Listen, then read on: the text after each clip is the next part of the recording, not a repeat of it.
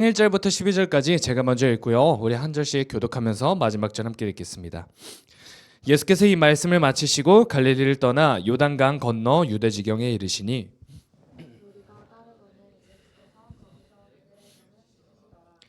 바리새인들이 예수께 나와 그를 시험하여 이르되 사람이 어떤 이유가 있으면 그 아내를 버리는 것이 옳으니까? 예수께서 대답하여 이르시되 사람을 지으시니가 본래 그들을 남자와 여자로 지으시고 말씀하시기를 그러므로 사람이 그 부모를 떠나서 아내에게 합하여 그 둘이 한 몸이 될지니라 하신 것을 읽지 못하였느냐.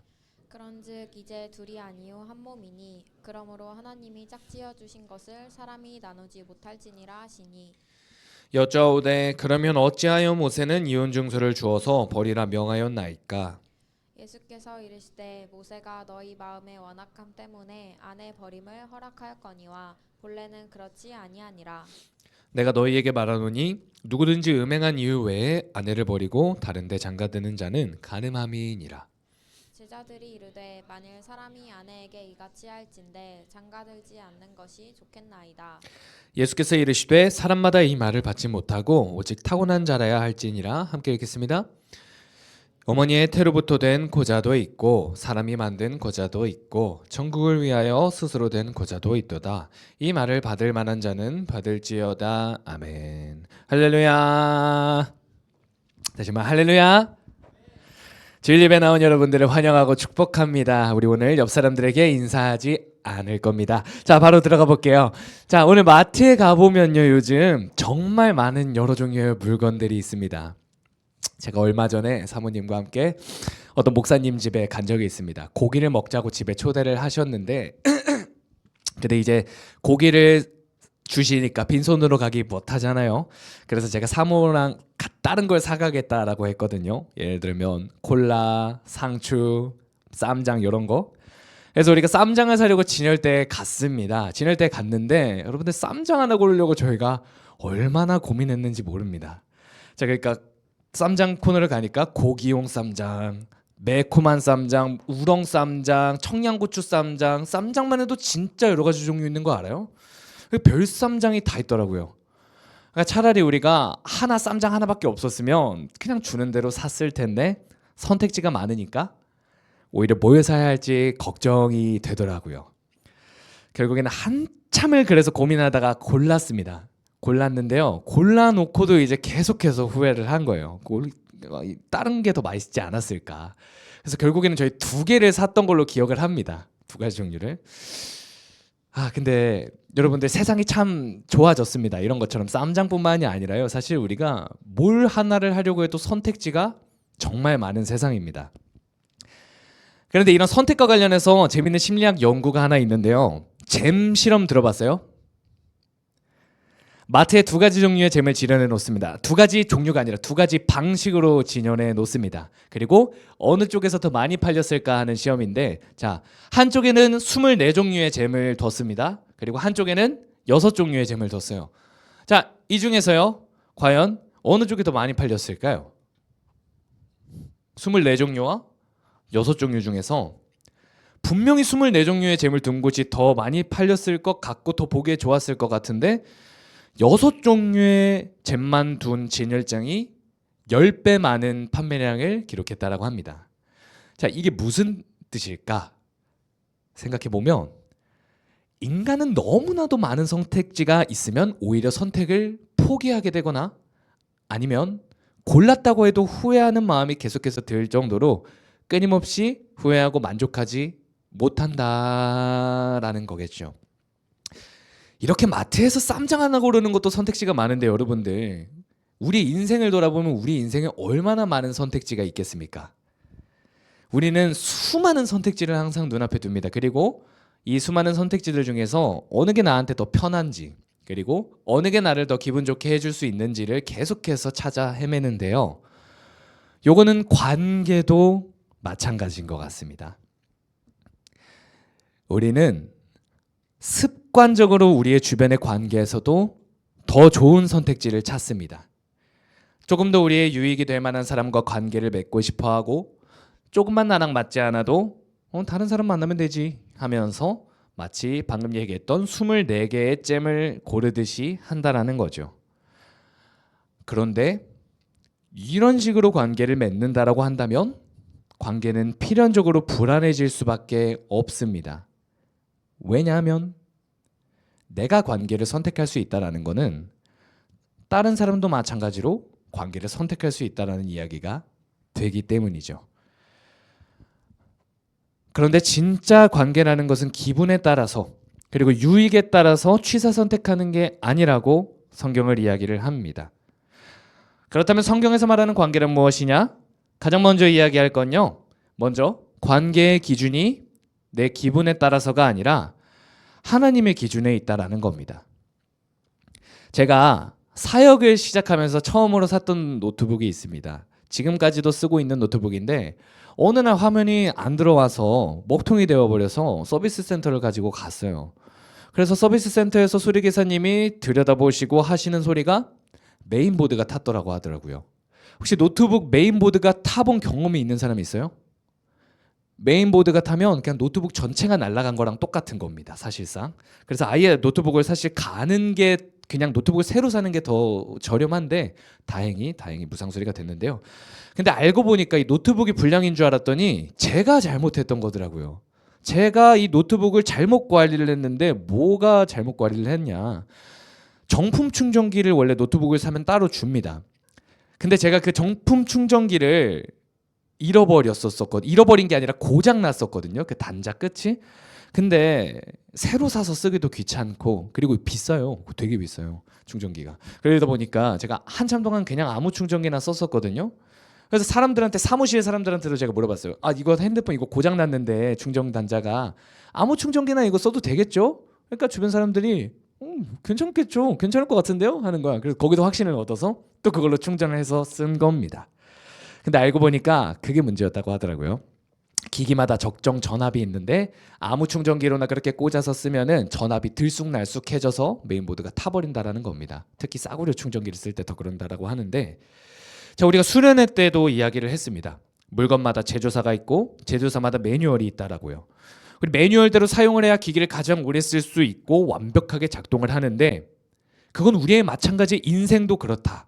그리고 우리의 마찬가지로 관계도 그렇다라는 겁니다. 오늘 말씀 4절에서요. 예수님께서 이렇게 얘기하십니다. 사람을 지으시니가 본래 그들을 남자와 여자로 지으시고. 예수님께서 강조하신 부분이죠. 자, 바리새인이 지금 예수님에게 관계에 대해서 물어보고 있습니다. 이혼에 대해서, 남자와 여자의 이혼에 대해서 이야기를 하는데, 하나님께서 사람을 지으시니가 누구시냐? 예수님께서 사람을 누가 만들었느냐라고 먼저 이야기를 하신다는 건요. 거기서부터 한번 생각해보자. 이런 겁니다. 창조 시점부터 돌아가서 생각해보자. 그래서 관계를 만들었던 게 누구냐? 관계를 맺는 사람을 만든 게 누구고, 관계를 만들 때 그 의도가 무엇이었느냐? 만드신 분이. 그걸 한번 보자라는 거죠. 그때 그게 누구다? 사람을 만드시니가 하나님이시다라는 겁니다. 그렇다면 우리는 이야기해봐야 됩니다. 그렇다면 사람을 만드신 하나님께서 정의하시는 관계가 무엇이냐? 하나님의 기준이 도대체 무엇이냐? 자, 6절 말씀입니다. 우리 한번 한 목소리로 읽어볼까 합니다. 자, 시작.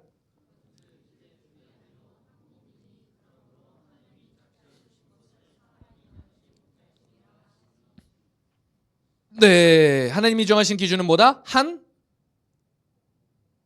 몸이다. 하나님이 정하신 기준은 뭐다? 한 몸이다. 여기서 한 몸이 된다는 표현은 단순히 몸이 가까워지는 걸 넘어서요, 두 사람의 인격이 마치 하나의 유기체처럼 끈끈하게 엮인다라는 것입니다. 여러분들, 우리의 한쪽 팔이 마음에 들지 않습니다. 하는 행동이 마음에 안 듭니다. 그래서 얘 나랑 안 맞네 하면서 잘라버리는 게 말이 안 되는 것처럼 하나님이 짝지어 주신 관계도 그렇다라는 겁니다. 왜냐하면 그 관계 안에 하나님의 주권과 그 관계 안에 하나님의 계획이 담겨 있기 때문입니다. 하나님께서 지금 예수님께서 부부에 대해서 이야기를 하시죠. 근데 이건 단순히 부부의 이야기뿐만이 아니라 우리가 맺는 친구 관계, 그리고 우리가 알고 있는 이성 교제도, 앞으로 하게 될 이성 교제도 마찬가지입니다. 우리가 사람을 만날 때 그 기준을 단순히 내가 즐거우니까 만나는 거지, 단순히 내한테 이득이 되니까 친하게 지내는 거지로만 둔다라면, 반대로 생각하면 그건 즐겁지 않게 된다면, 나한테 이득이 되는 것 같지 않다라면 쉽게 끝내버릴 수 있는 관계라는 소리입니다. 이런 관계를 맺는 방식은요, 처음에는 괜찮아 보일지 모릅니다. 그러나 C타입 충전기를, 핸드폰 충전기를 그냥 노트북에 꽂아버리는 것과 어쩌면 똑같이, 그래서 결국에는 타버린 메인보드처럼 우리의 관계의 끝이 엉망이 된다든지 아니면 끝에는 상처만 남게 될 수 있다는 겁니다. 왜냐하면 하나님이 처음에 설계하신 그 기준이 아니라 그 관계가 사람의 마음대로 다시 한번 설계된, 그러니까 내 감정에 둔 관계이기 때문입니다.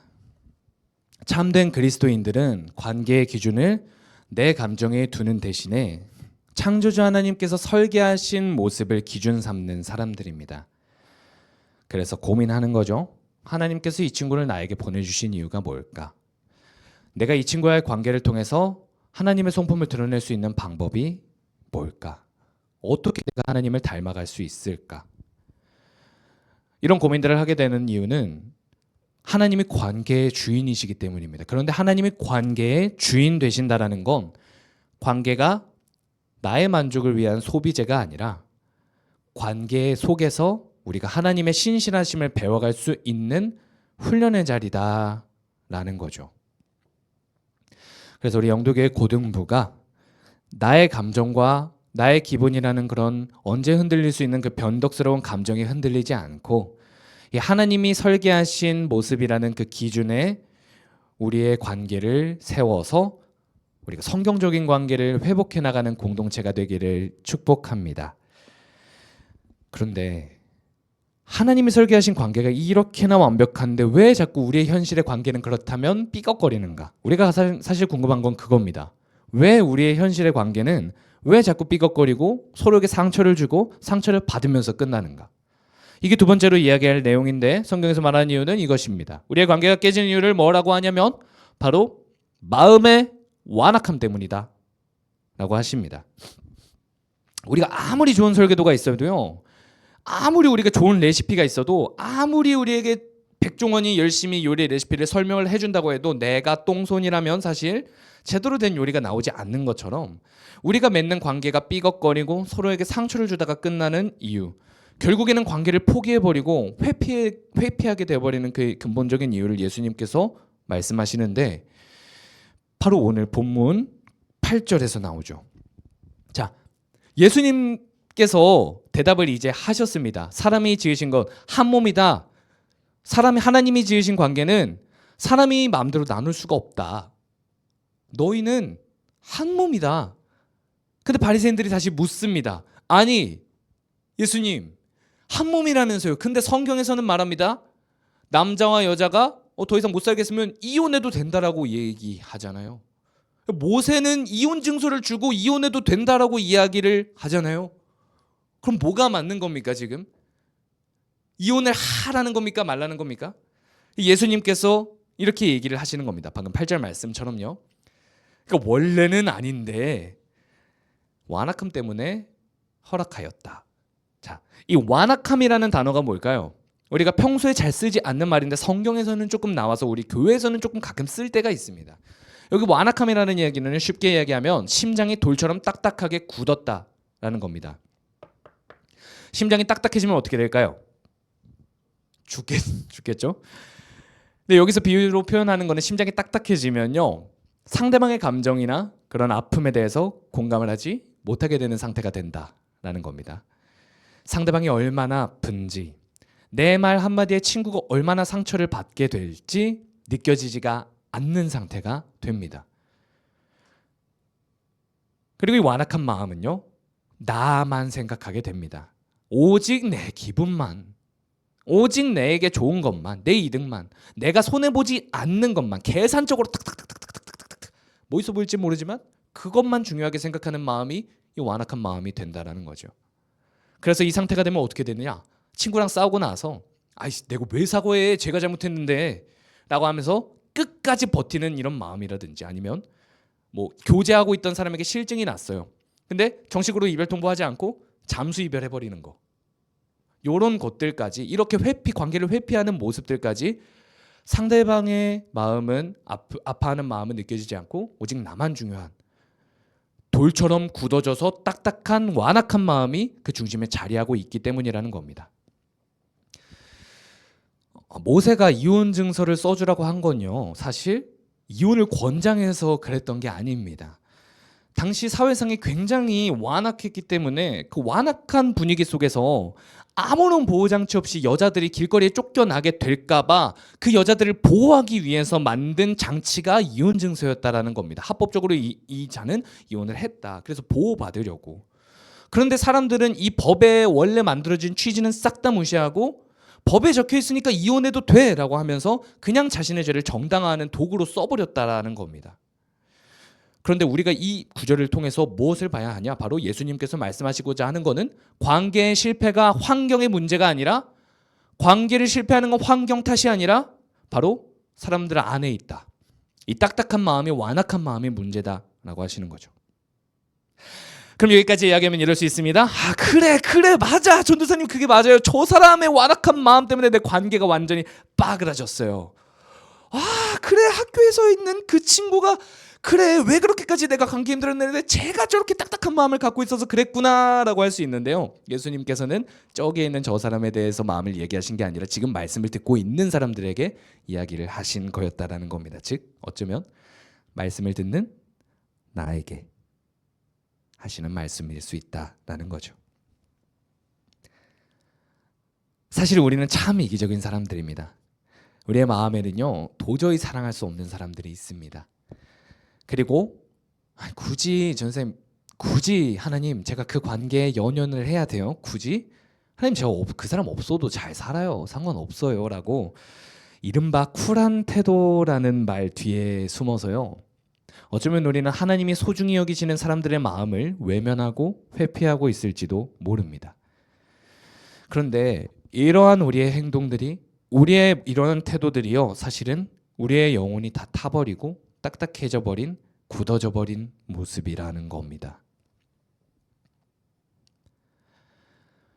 고장난 노트북에 타버린 메인보드는 스스로 힘으로 고칠 수 없습니다. 여러분들, 우리가 아무리 좋은 설계도를 공부하고 아무리 이제 와서 내가 정품 충전기를 다 타버리고 나서 가져온다 한들요, 노트북은 전원이 들어오지 않을 겁니다. 마찬가지로 우리의 안에 사랑할 힘이, 올바른 관계를 맺은 힘이 우리 안에서 완전히 바닥난 상태라면 우리의 힘으로 스스로 이것을 해결할 수 없다라는 겁니다. 오늘 본문 10절을 보면 예수님의 제자들도 똑같은 절망을 느낍니다. 뭐라고 말하냐? 제자들이 이르되 만일 사람이 아내에게 이같이 한진데 뭐라고 하나요? 장가들지 않는 것이 좋겠나이다. 한마디로 주님, 그렇게 엄격할 거면 차라리 사랑을 시작하지 않는 게 낫겠네요. 결혼하지 않는 게 낫겠네요. 관계를 맺지 않는 게 낫겠네요 라는 겁니다. 왜? 어려우니까. 그런데 제자들에게 주님께서는 이렇게 말씀하십니다. 11절이죠. 오직 타고난 자야 할지니라. 타고난 자. 여기서 타고난 자는 주어진 자들이라는 수동태인데요, 제가 쉽게 말하면 12절까지 이어지는 해석에 따르면요, 이 얘기는 독신의 은사를 이야기하는 거기는 합니다. 타고난 자라는 건, 자, 결혼은 하나님께서 주신 축복입니다. 왜냐하면 가정 안에서, 그 가정 안에서만 누릴 수 있는 성경에서 가장 고귀한 감정들을 누릴 수 있고, 실제로 하나님과의 그 연합, 영적인 연합의 신비를 가정 안에서 실제로 누릴 수 있도록 마련해 주신 자리이기 때문입니다. 그런데 12절과 11절에서 예수님께서 말씀하시는 건 그겁니다. 결혼을 하냐 안 하냐가 중요한 것보다 정말로 중요한 건 무엇을 위해 하냐 안 하느냐라는 겁니다. 자, 근데 오늘 볼 건 이게 아니에요. 이거는 설명하고 넘어가야 될 것 같아서 얘기를 한 건데, 오늘 중점적으로 볼 건 독신의 은사에 대해서는 얘기하는 게 아니라 이 모든 은사를 적용하시는 게 누구냐, 그리고 이 모든 은사가 어떻게 적용되느냐, 이겁니다. 자, 무슨 말이냐? 지난 2024년 초에 태양계를 넘어서서 우주를 항해하던 보이저 1호라는 인공위성에 문제가 생깁니다. 46년 동안 이렇게 돌다가 컴퓨터 시스템 메모리 칩 하나가 타버린 겁니다. 마치 제 메인보드처럼요, 노트북. 근데 이렇게 고장난 메모리 칩을 누가 고칠 수 있겠냐라는 겁니다. 저기 우주에 떠 있는 애를. 얘는 스스로 고칠 수도 없고 그렇다고 누가 가서 수리를 해줄 수도 없고 교체를 할 수도 없는 상황이었다는 겁니다. 그 와중에 엔지니어들이 방법을 찾아내는데 그 방법이 뭐였느냐? 바로 새로운 명령 코드를 보내는 거였습니다. 이미 다 타버린 메모리칩을 대신해서 남아있는 메모리가 그 메모리의 역할을 대신해서 수행할 수 있도록 아예 구조 자체를, 시스템 자체를 아예 재구성하는 거였죠. 자, 근데 이런 방식이 성령님께서 우리 안에서 역사하시는 방식과 비슷하다라는 겁니다. 자, 우리의 죄로 인해서요, 우리 안에 이기심으로 인해서요, 우리의 마음은 다 딱딱하게 굳어져 버렸습니다. 그렇게 되면 어떻게 되죠? 그래, 내가 이제부터 오늘 말씀 들었으니까 이제부터 스스로 사랑해야지, 내가 이제부터 착하게 살아야지 다짐해도 또 다시 똑같은 실수를 반복하고 되풀이하고 또 의미 없이 상처 주는 말을 누군가에게 백곤하는 경험이 있다라는 겁니다. 왜냐하면 우리 안에는 스스로를 수리할 부품도 방법도 없기 때문이죠. 그러나 에스겔서 11장 19절에서 하나님께서 말씀하시다시피요, 성령께서 우리가 도달할 수 없는 그 마음속 깊은 곳까지, 우리의 영혼 깊은 구석까지 찾아오십니다. 그래서 우리의 돌 같은 마음을 제거하시고 새 영을 주셔서 우리의 마음의 구조를 다시 설계하기 시작하신다라는 거예요. 그래서 무엇을 하시냐? 우리의 인생의 키보드 자판을 재배열하시는데, 자, 우리 안에서 무슨 변화가 일어나냐면요, 딜리트 키가 빠져버립니다. 오늘 제목이죠. 그래서 우리가 관계 속에서 도저히 내가 이 사람을 사랑할 수 없는데 그 사람을 사랑하게 되는 것과, 도저히 내가 이 사람을 용서할 수가 없는데 그 사람에 대한 마음이 열리는 것은요, 내가 마음을 고쳐먹은 게 아니라 내가 저 사람과의 관계에서 포기하고 딜리트 버튼을 그냥 눌러버린다라는 것을 참는 게 아니라 내 안에 오신 성령께서 내 굳어버린 마음 대신에, 내 다 타버린 의지를 대신해서 예수 그리스도의 마음이라는 새로운 능력을 우리 안에 공급하시기 때문에, 내 자판배열을 바꿔버리시고 내 운영체제를 아예 바꿔버리시기 때문에 새롭게 우리의 마음이 영이 부어져서 일어나는 사건이다라는 것입니다. 사랑하는 고등부 여러분, 예수님께서 결국 12절에서 이야기하시고자 하는 건요, 결국 관계의 목적, 정말로 참된 관계의 목적은 바로 하나님 나라를 위한 것이다 라는 것이었습니다. 그런데 그렇게 이야기를 하시는 것에 더 나아가서서 우리가 깊이 의미를 들여다보면, 하나님이 은사를 주실 때요, 하나님이 성령을 주실 때요, 그 이유 또한 하나님 나라를 위해서라고 말씀을 하시는 겁니다. 연결해서 보자면요, 즉 우리의 관계가 우리의 만족을 위해서 있는 관계라면, 나의 유익만을 위해서 있는 관계라면 결국에는 다 남김없이 타버릴 겁니다. 우리의 사랑은요.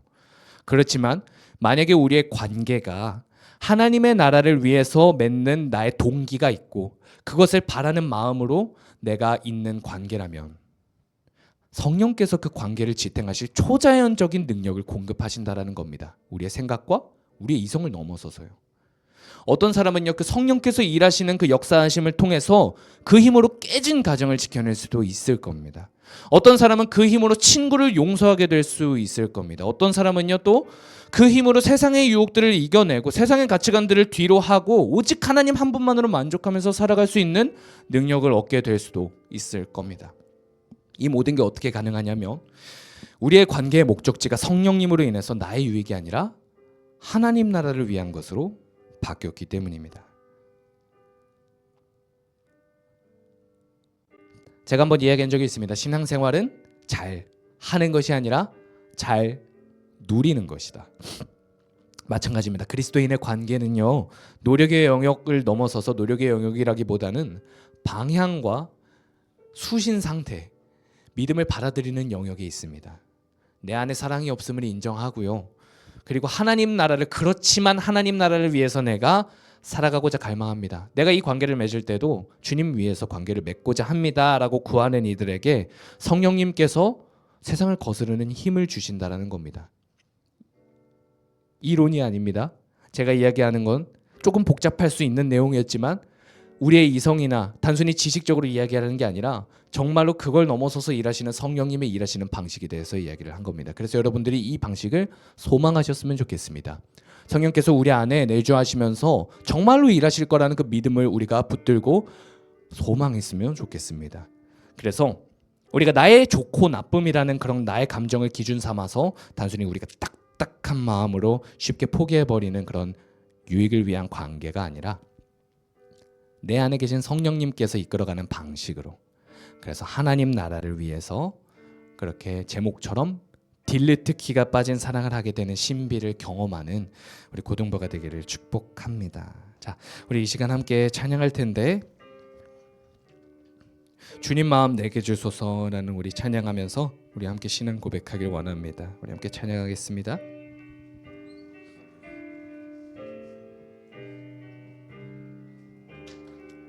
보소서 보소서 주님, 나의 마음은 선한 것 하나 없습니다.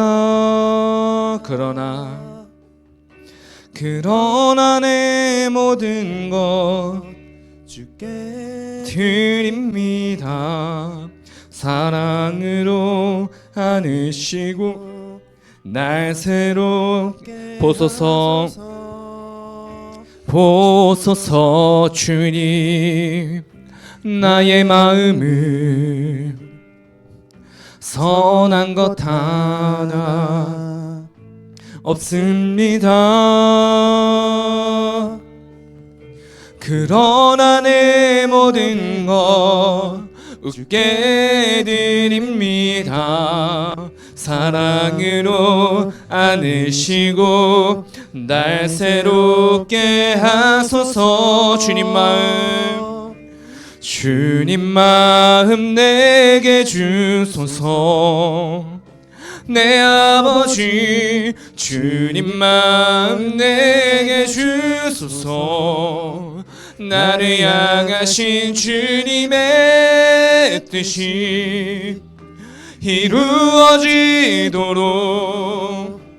주님 마음 내게 주소서. 한 번만 더 찬양할게요. 주님 마음 내게 주소서. 내 아버지 주님 마음 내게 주소서. 나를 향하신 주님의 뜻이 이루어지도록 주님 마음 내게 주소서. 우리 오늘 들은 말씀을 기억하면서 함께 기도합시다. 혹시 이 자리에서 관계에 대해서 어려움을 겪고 혹시나 관계에서 실패했다라고 여기저기 사람들이 있다라면 지금 이 시간 한번 오늘 말씀을 돌아봤으면 좋겠습니다. 혹시나 그런 우리의 관계에 실패하는 마음 중에 우리의 마음을 돌아봤을 때 혹시나 우리가 마음을 너무 쉽게 닫아버리지는 않았는지, 나랑은 안 맞는 그 사람의 한마디 때문에 혹시라도 그 사람을 쉽게 포기하고자 하지는 않았는지, 또는 내가 관계에서 그 오는 갈등들을 마주하기보다 회피하거나 도망치기에 급급하지는 않았는지.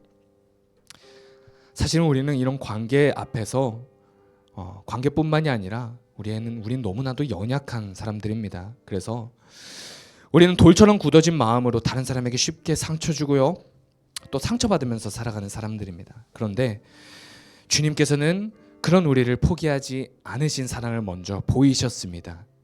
깨진 우리의 마음을, 상한 갈대를 꺾지 않으시고 정말 꺼져가는 긍부를 끄지 않으시는 그 주님께서 우리를 먼저 사랑하셨고, 그럴 뿐만이 아니라 성령을 보내주셔서 돌같은 우리의 마음을 부드럽게 하시고 그 제하시고 새로운 영을 부어주신다라고 하셨습니다. 이 시간 우리가 그래서 주님께 구했으면 좋겠습니다. 단순히 우리가 머리나 노력으로나 종교적으로 생각하는 것을 넘어서서 주님, 성령님 정말로 내 마음을 만져주셔서 내 돌같은 마음이 이제는 하나님이 원래대로 설계하셨던 것처럼 사랑을 하는 마음이 되게 하여 주시옵소서. 하나님, 내가 한 한 몸이 되는 관계처럼 정말로 저 사람을 내가 하나의 관계로서 내 팔처럼 여기고 정말 끊어낼 수 없는 관계구나라는 그런 마음을 하나님 내게 허락하여 주시옵소서라고 이 시간은 간절히 기도하며 나아가길 원합니다. 그래서 우리 주님의 이름 한번 부르고 통성으로 기도하며 나아가겠습니다. 주님의 이름 한번 부릅니다.